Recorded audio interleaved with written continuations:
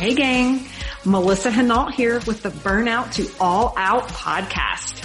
I'm a mom of 3 corporate burnout that built a secondary 6-figure income around my 9-to-5 with little kids. This set me free and allowed me to fire my boss and pursue my wildest dreams. It took grit, persistence, and belief. But now, operating multiple 6-figure businesses as an online entrepreneur and business coach, I have become a serial entrepreneur with a passion to inspire more burnouts to take the leap and go all out and live out their dreams. Each week, I'll bring you inspiring all-out guests, lifestyle business tips and tools to empower you to take the leap from burnout employee to all-out entrepreneur, making your passion your paycheck. If this mom of 3 corporate burnout can go all out, so can you. Good morning and good afternoon, guys. Dr. Jerrica is my guest today. You guys, we're both in the process of moving. I am in my new office with no furniture in it. So I know it's echoing here, but that's okay. And Jerrica's in the middle of a move herself. But we're making this happen because Jerrica is just an amazing human being that I actually networked with and met on LinkedIn, oddly enough, and is a fellow pharmacist. And we became fast friends and supporting each other in the arena of entrepreneurship and doing our own damn thing, right? And I think that, one of the things that we also have in common is that we came from big pharma and we're in the medical science liaison arena, right? And maybe even the same company at some point, right? Yeah. Mm-hmm. I love this. And so I'm really excited for my network to just hear Dr. Jerrica, your burnout to all out story. And we're going to get into it. But first and foremost, because we're both flying by the seat of our pants, that's what entrepreneurship is about. That's right. You just go, right? You just go. So here we go. I've got her bio. I want to really just formally give you guys the understanding of what an amazing human being and the background Dr. Jerrica has. So she's got a doctor of pharmacy from Florida Agricultural and Mechanical University. She's got a master's in science and pharmacy administration at Ohio State. My friend Sadie's going woo woo because she did the same thing with you, I think a little bit later. She's completed her pharmacy practice in we said that, but she's also been a pharmacist for 22 years. And she transitioned into full-time entrepreneurship after a 17-year career in the pharmaceutical industry. Guys, are you hearing this? A 17-year career of the golden handcuffs, right? And she was in multiple roles in medical affairs, which is the same space we both came from. She's also managed a hospital pharmacy. She has experience in retail pharmacy. Her recent educational pursuits have been the completion of her nutrition health coaching certificate from the Institute of Integrative Nutrition. And currently she's enrolled in the Institute of Functional Medicine and aiming to introduce functional medicine perspective to the practice member patients of your Pharmacy Advocate LLC, where she's the founder and the CEO. I'm so fascinated at your business. It's so incredible what you do. And she's a speaker worldwide. She's all over the place. She's spoken on stages across the country. She travels worldwide. I know that for sure. And that's one of the things we love about entrepreneurship, right? Because you're able to travel the world and work remotely and do your thing. She also has an incredible magazine you guys need to go check out. It's the PharmaSis Magazine, and she highlights women in entrepreneurship in pharmacy. And one of my beloved friends was in it, I think this most recent episode. I've been in it earlier this year, or I think Christine Manukin is maybe in the process. Christine is in the fall 2020 issue. I don't have it yet, but it's coming. Yay. So guys, so many incredible things about Dr. Jerrica. If you hear her background, it's so colorful, and you've had your hands in a lot of different things, and now you're running your own biz. So welcome, first of all, to the show. Thank you. I have to say, as I was thinking when you said, how we met, I actually saw you on LinkedIn, and at that time I had a coaching client that was a member or worked Isogenics. Yeah.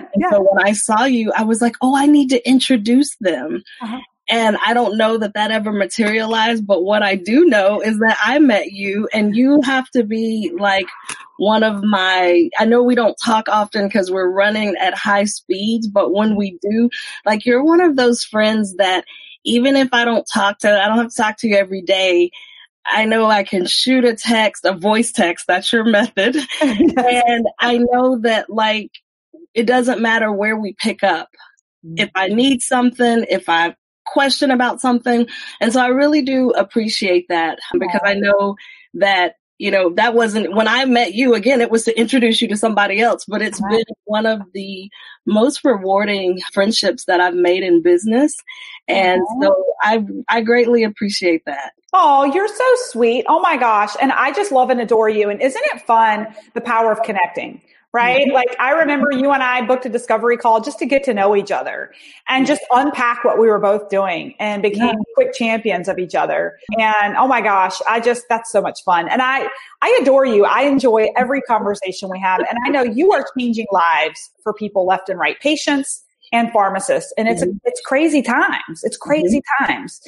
I want to take us back. This podcast is really about highlighting and featuring people who've come from a 9-to-5 and they have stepped through fear, believed in themselves and pulled up their own chair, right? And bet on themselves and move forward. And you have done exactly that. You've gone from burnout to, you know, fully believing in yourself to now coaching others to believe in themselves. And it's incredible.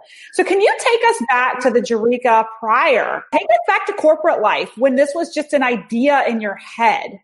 Well, you know, I had always had an idea that at some point I would become a consultant, but that was kind of like this ambiguous, nebulous thing that was abstract and was out there.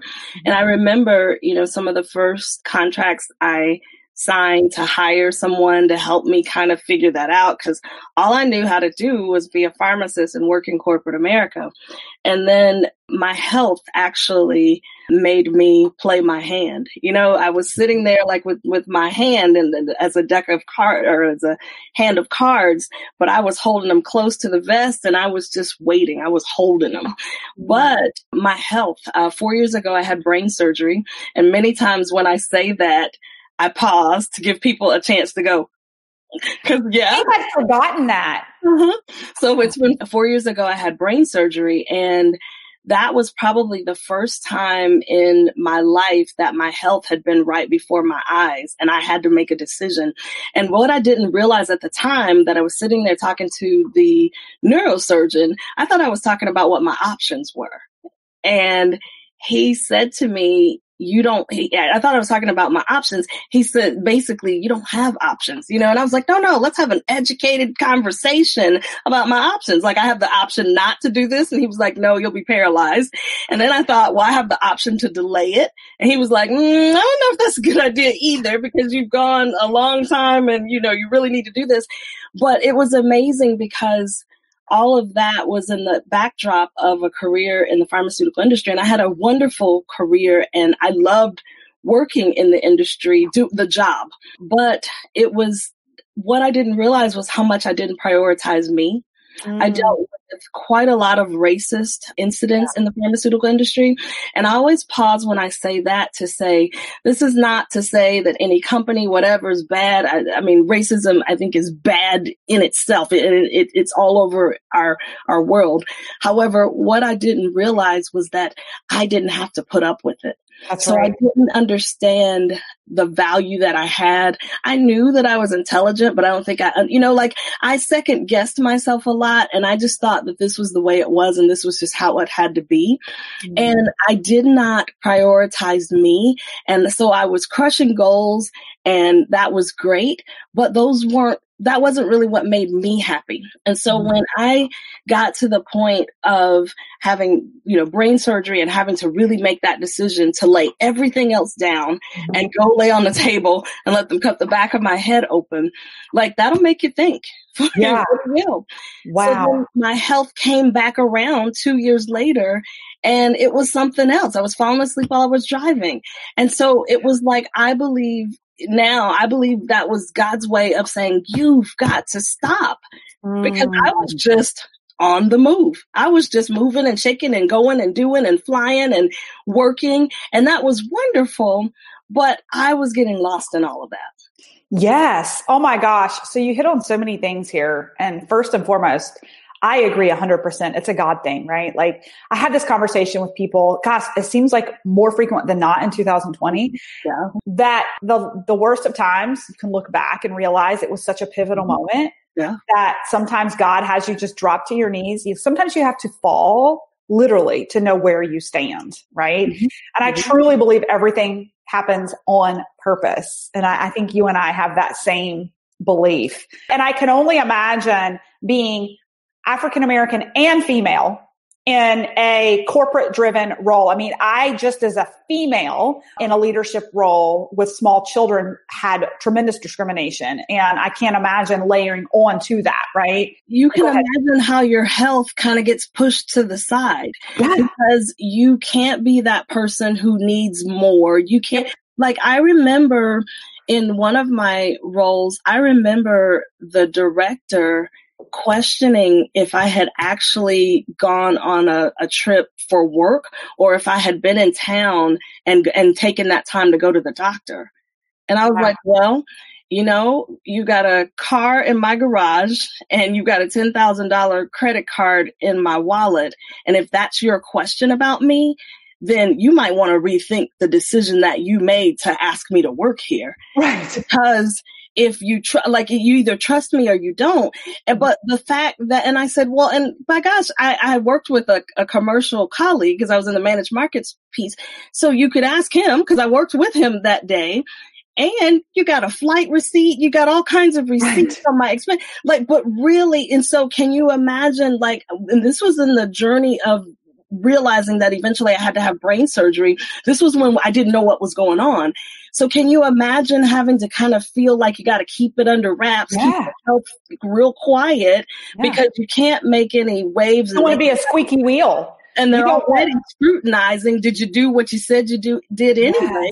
That was bananas. Oh my gosh. Have you heard of the book Patriarchy Stress Disorder? It's fresh off the press. I actually interviewed her in my podcast a couple weeks ago. I think you would love the book.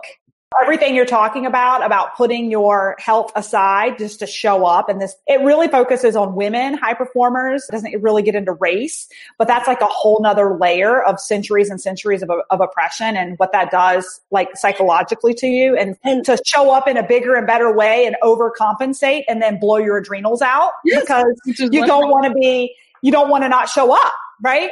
Well, and what was ironic about that? And, you know, I've never, like, you know, people interview me. I've done lots of interviews, but I've never never spoken about this before. Oh, really?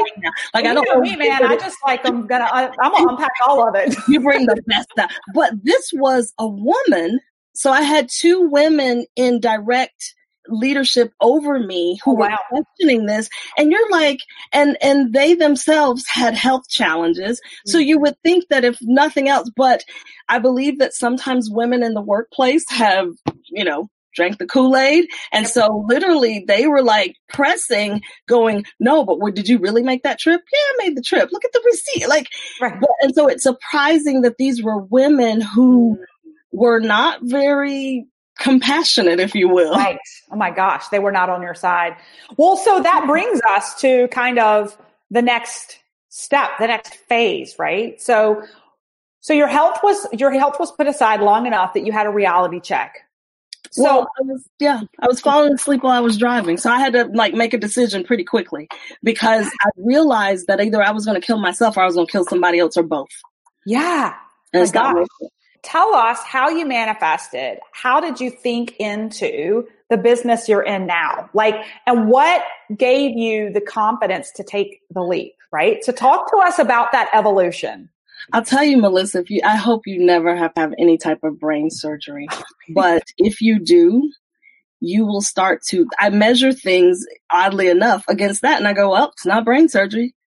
Sure, I can do that. Like, yeah. So that's why I don't care about like being embarrassed. I don't care about like what people think about me on social media because you know what? It's not as bad as brain surgery. That really hurt.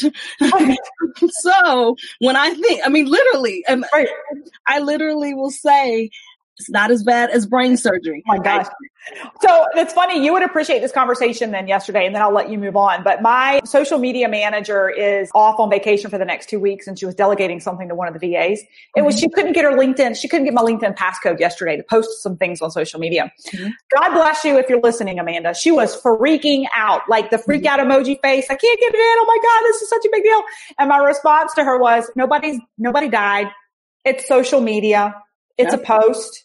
And my perspective coming from pharmacy is like, there are practices where people die when you make mistakes. Like this, what we do, it's fun. Yes. Like nobody's going to die if you make a mistake, right? So, but I do not have the perspective of brain surgery. And I'm glad you don't want that. So sorry. Okay. So go ahead. So literally, when like I said, I tossed around the idea of consulting, but it was never like, this was kind of like, I've got to do or die because I'm going to die if I don't do something. Wow. So I literally, and I had this, you're good. I've never talked about some of this stuff before. I was at a retreat, a woman's retreat, and me and some of the other professional ladies were sitting around and we were talking about our dating life. And I remember thinking about, some dates that I'd had. And I said, well, they don't commit. They didn't make me a priority. They didn't commit to me. And then it was like I was having this conversation by myself. It's like everybody else in the room became like not there to me. And I was like, I don't prioritize myself. No wonder nobody else is in the job. In my personal life, no wonder, because I don't prioritize me. Wow. And if I don't prioritize me, then I'm teaching you how to treat me. So I had that like epiphany moment. Yeah. And it wasn't long after that I made up my mind. I looked at my calendar because I said, I need to leave my job. And I looked at my calendar and I said, okay, this is the date. Because I knew if I didn't pick a date, it would not happen. And literally, of course, I think that everything that could have gone wrong it felt like somebody had pushed me into an oven and turned up the heat. Like, you want to leave? Okay, we'll see. We'll cook you really well. We'll get you done. And then you want to leave. And that's just what it felt like. I hadn't even told anyone I was leaving yet. But it's like the stress. But your mindset was there. Yeah. The stress seemed to turn up 10 times. And I was like, oh, this is okay. This is just because I've made a decision to go a different way. I believe that this is the universe's way of saying, do you really want to do it? Are you really going to do it? And so I just remember that every time fear would creep up, because, we're analytical and we think. Every time fear would creep up, I go, I already made a decision. So I had to literally talk to myself and say, no, we decided that we're not going to be afraid. I decided I'm not, because it doesn't mean that fear won't come. It will. I have fear like anybody else, but I have to remind myself the decision that I made that I will not, I won't walk in fear. I won't sit and dwell in that. That's and right. So I didn't know what was before me, and I couldn't see to where I am now, like where I'm holding up a magazine to show you, them showing you the issue you were in. I couldn't see all of that then, because that was the furthest thing from my mind. But what I did was I put one foot in front of the other, and all I could see was my feet. Yes. But I just kept putting one foot in front of the other. And before you know it, you're 2 years and 4 months later, and you're interviewing with Melissa on her podcast. Like literally, that's how it happened. Because I could not see if you'd asked me if I'd be selling and getting, I would have been like, no, the house, and no way. I would have been like, what are you talking about? Yeah. But one foot in front of the other, and I just kept looking as far as I could see. I didn't worry about what I couldn't see. And I knew, I tell this to people, that I knew that after what the experiences that I've had in my life, I knew that God didn't bring me as far as he brought me to leave me. Yes. Oh my gosh. Such a good statement. That's like a mic drop right there. Right? Yeah. So I didn't know what was coming, but I knew that wasn't it. I mean, like brain surgery, that wasn't it. Look, I'm 4 years out. There's more. Yeah. And so I don't have to know what the more is going to be. I don't have to even be able to see 2 more years down the road, but there's more. Yes. Okay. This is so juicy. Okay. So that putting that one foot in front of the other, right? What helped you in the thick of it? Like, I'm guessing, did you start manifesting and trying to start build your business idea while working full time? Like a lot of people did, but it didn't get very far because I was working. Right. But what allowed you to push through that hard and like make the time for it and continue? Like, what kept you driving forward one foot after the other through the hard? I would say though I don't know that I would do it that way if I had to do it all over again, I learned how to find people who could do what I needed to have done. And I paid people to do things. Oh my gosh. Talk about this all the time. So true. So true. Are you guys hearing Dr. Jerrica? Because I tell this to my kind of newer network marketers who have started a business on the side of network marketing, and they're working full time and they're like, I don't have enough hours in the day. And I'm like, well, you weren't making all that money in network marketing to begin with. How can you reinvest some of that money and want things you don't need doing? You can use 18 an hour to do the things that free up your space and allow you to get more work done in your zone of genius. So I love that you're bringing this up. The other thing that I would say too is also, because I said if I had to do it over again, I don't know that I would go straight to hiring people for the business. I would look to see what I could automate first. Yes. Oh, good point. Probably automate first, and I would look for the people to be more of a support in my life, and then start making decisions about what you can and cannot do. So I think it depends on you and your circumstance and your situation, but I stopped folding clothes. Like that is not That's what I was going to say. Folding clothes? Yeah. Folding clothes is not a revenue generating activity. Yes. So amen. If you come to my house and you see clothes that are not folded, you are welcome to help me. But I decided that like I needed to, I would order like the meal kits where I could cook and all the ingredients were there. So that took out the shopping piece. I looked at places that I could pay or delegate or ask for help so that I could use my time to do what I was best at doing. That's what I would suggest is delegate.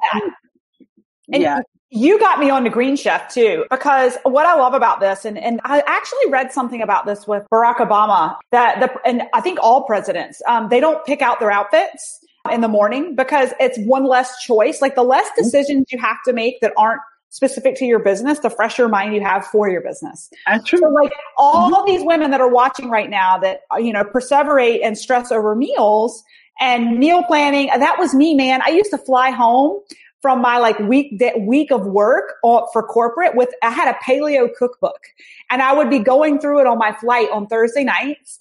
And at my lunch break on Fridays, I would go grocery shop, right? And then on Saturdays, I would be like prepping. It's like, you can delegate that out. You can. So I love this. Steve Jobs was another one who he would wear like just the black shirt and the black jeans and every day. And I know we go, oh my gosh, what about all my clothes? I should be, but the fewer decisions that you have to make, the better. And I'll make a confession to you that I need to put my isogenics. That needs to be one of those fixed decisions that I don't think about like, what am I going to eat? I just go, that's right. It's a shake. And my only choice is chocolate, vanilla, or strawberry. Like that's the only choice I need to have. So I confess that here, but I agree. Asking people to help you, delegating. I mean, I didn't even realize that I don't have it because it wasn't available in my area. There are services that will come and fill your car up with gas every week or twice a week or however often you need it, because you don't have to like take out the things that you don't need. Listen, they'll even pick up dog poop out of your backyard for you. Yes. Yes. Okay. Oh my gosh. Okay. So I love this. So tell us about what you're in the thick of right now, what you've grown and scaled, and what you've manifested in 2.5 short years. Has it been 2.5 years? Mm-hmm. Tell us what you betted on yourself. You put one foot in front of the other, and here you are. And I've got a couple of sayings that pharmacists are brilliant and they're brilliantly insecure. So anyone that's like holding back and not going for it, that's that insecurity part, because you're already brilliant. I believe, I'm biased, of course, but I believe all pharmacists are brilliant. And you know that I say that you would be amazed at what a woman pharmacist can create. And I say that because I sit and I create. So when you said, okay, well, what are you in the thick of? Okay, all right. So I'm currently teaching a diabetes course to patients or potential patients, because I'm very, very passionate about patients understanding why they're diabetic, understanding why they're pre-diabetic, and understanding that the medicine will not save you. It will not change anything for you. It will just keep putting a Band-Aid on the problem, but you got to get to the root. And I'm finding that many patients don't even understand what's going on with their diabetes. They have diabetes and they know the words insulin, they know the word sugar. Sugars. So I don't know if you saw me about a month ago, I turned on the camera and was like, you know what? I'm going to start teaching you because you need to hear what I've got to say. I love that. Let friends eat white flour. Oh, I love that. Marketing. So I started teaching, I'm teaching a beta class right now to see, can I help people if they understand better? And they all are like, well, what can we eat? And I'm like, that's not my decision. I'm educating you so that you can make a decision about what you eat. So that's one of the things that I'm in the thick of. The other thing that I'm in the process of doing is continuing to coach. I'm narrowing down the people that I coach or that I'm willing to coach, because I'm looking for a special person, because not everybody that's sick wants to get well.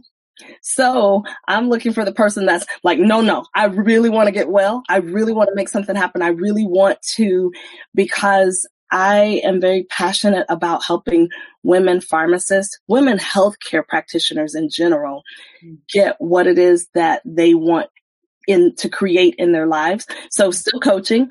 And then of course, this is like one of my heartbeats is the magazine.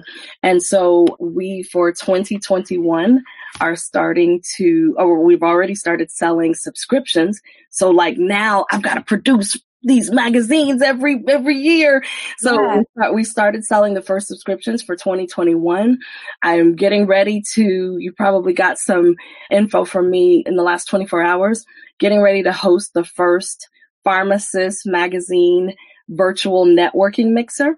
That's brilliant. And so check your messenger. I got all kinds of things in there for you. Oh my gosh. Well, and I wanted to tell you, and for any of the pharmacists who are listening and who have gone into entrepreneurship, I will tell you that your magazine has generated tremendous leads for me. Dr. Jerrica featured me early last year. I can't even remember when it was. It was this year, spring. Yeah. And it continues to bring leads. The people will come to me because they've seen my story. Yes.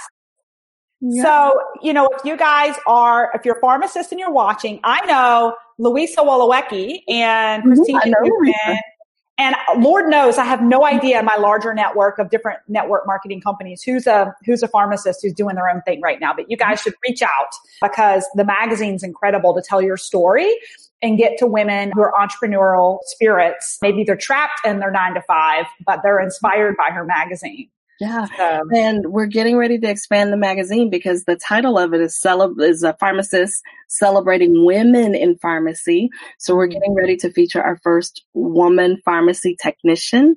Oh, cool. And because it's not that I wanted all women in pharmacy to be represented. And then likely after that, we will feature our first woman pharmacy student or resident or fellow, but someone who is training to become a pharmacist. So those are things in addition to the subscription that are coming available with the magazine, and looking to have more women in pharmacy advertise in the magazine as well. Yeah. So those are the things that I am in the middle of. And it's in addition to preparing to move.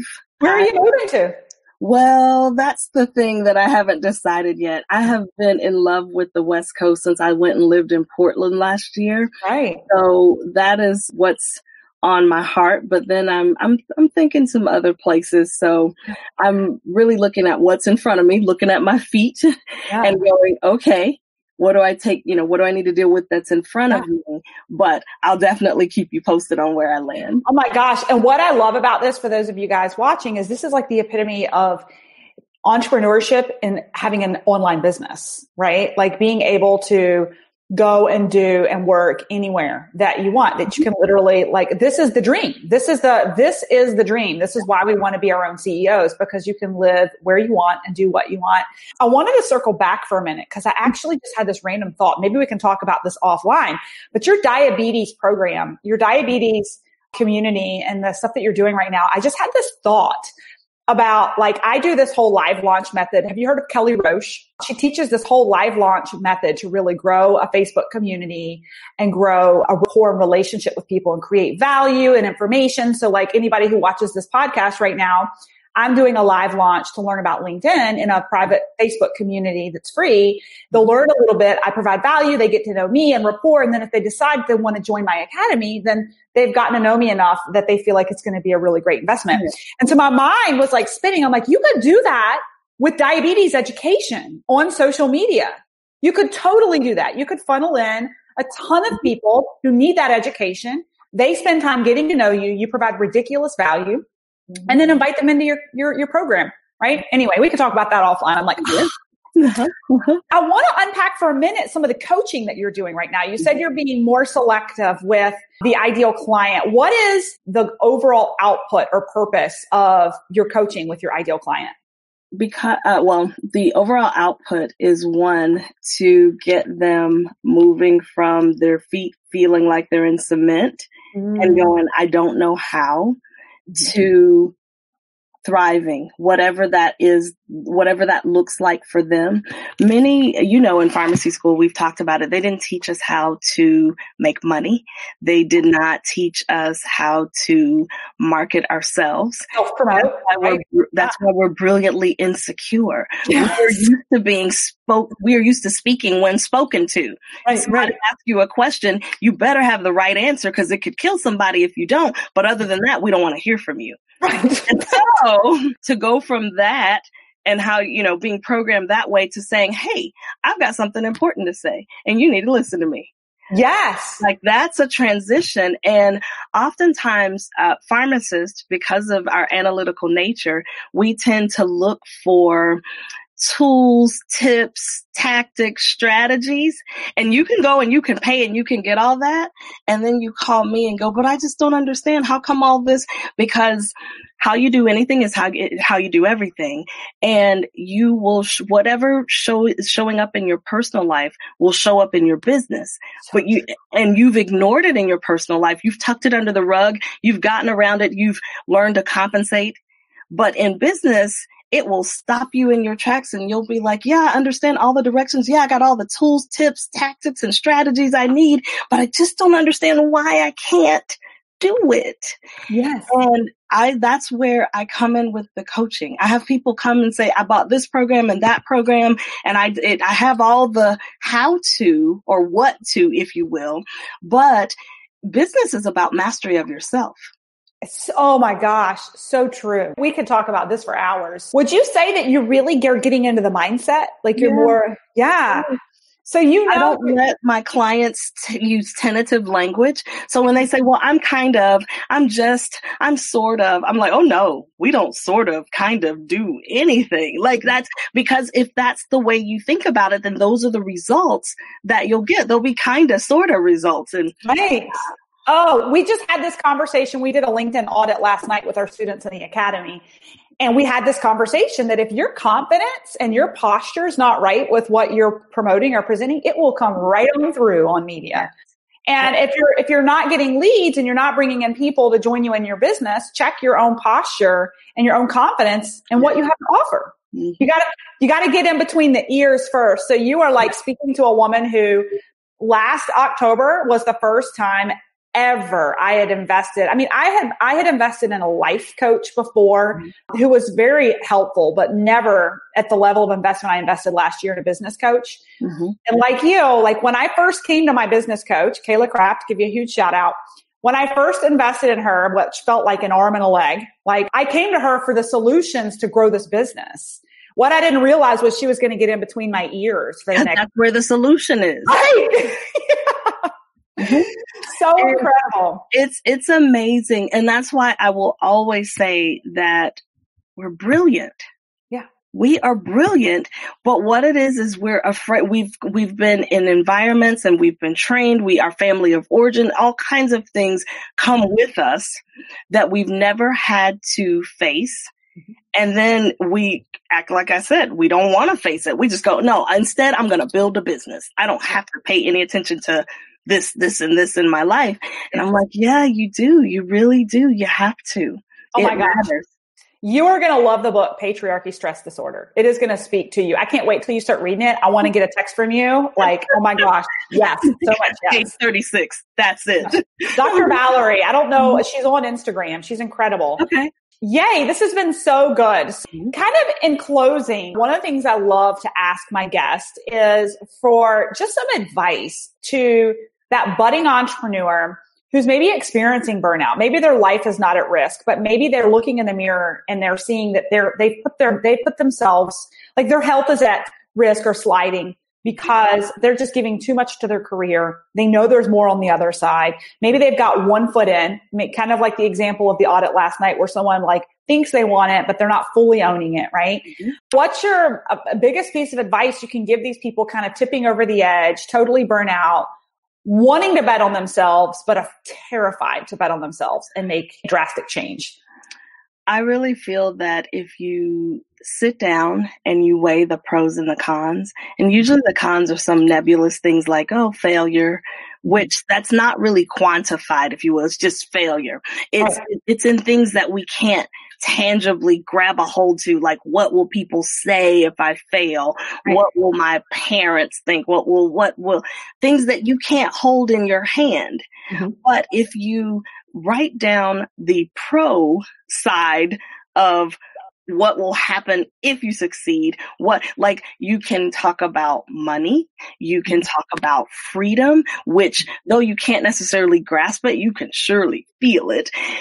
If you make a pros and cons list, I promise you, your pros are going to outweigh your cons. And no matter whether you are afraid or not, do it and be afraid anyway. Because at least you'll know, because I would rather do something and be afraid and try than to live a life of regrets when I'm 99 and I'm rocking in my rocking chair going, gosh, I wonder what if I had ever made it. I wonder what that would have been like. I don't want any regrets. I want to be used up of all the gifts and the talents. So don't wait. Like we've seen, if nothing else during this pandemic, life is precious. Mm-hmm. Like whatever day, let's say, I don't remember the exact day that everything shut down in March, but let's say it was the 3rd. Right. On the 2nd, you had big plans for the 3rd, but it all changed like that. Right. You know what I mean? Right. So my advice would be if you keep living, you're only going to get older. You're only going to have regrets if you don't at least try. And I believe that there's not one question that I have that there's nothing new under the sun. And I believe that there's not a question that I have that I can't find the answer, either because I already know it, I know someone who knows it, or they know someone who knows it. So I believe that there's nothing that I face that I can't get help. Even if I have to call and say, you know what, Melissa, I'm afraid. I can even call and get help with that. Yeah. So that's my advice. Like, life's precious. And again, remember, whatever day the pandemic shut everything down, the day before you had big plans. So true. Oh my gosh. Such a good interview. Thank you so much, Dr. Jerrica, for your time today. Where can people find you if they want to come find you? And where can they get your magazine if they want to check that out and get a subscription? The magazine is at PharmaSis, PharmaSis, mag.com. You can go there. You can see the women that have been featured. You can see how to connect with them. You can order digital or soft paper copies. You can subscribe. You can do all of that on the website. And the best way to connect with me, you'll be proud of this, is I hang out most of the time on LinkedIn, because that's where I meet the people that either become coaching clients, either become involved with the magazine, either through an ad or a feature, or where I just build my network. So I hang out on LinkedIn. I would not count it strange to receive a message saying, hey, I saw you on Dr. Melissa's podcast. I'd love to connect. Yay. Absolutely. That's my jam too. I love hanging out over on that platform. Obviously, that's where we met, right? Yes. Guys, this is the power of networking on LinkedIn, right? Mm-hmm. Such a beautiful connection and relationship. Thank you so much for today. I'm sure some people are going to be reaching out to you. I know you've got moving to get to today. So we'll wrap up, but thank you, Dr. Jerrica. Thank you. It's been my pleasure. Awesome. Thanks for listening to the Burnout to All Out podcast. For free resources, materials, or information on my coaching services, go ahead over to livethefreelife.co. That's livethefreelife.co. Or check out our Facebook community at Burnout to All Out, and make sure you follow Burnout to All Out on Spotify and subscribe to iTunes. And it would truly mean the world to me if you paused for just a second, gave me that 5-star review of the show, and be sure to share this episode with any burnouts you think would be inspired to go all out after hearing this episode.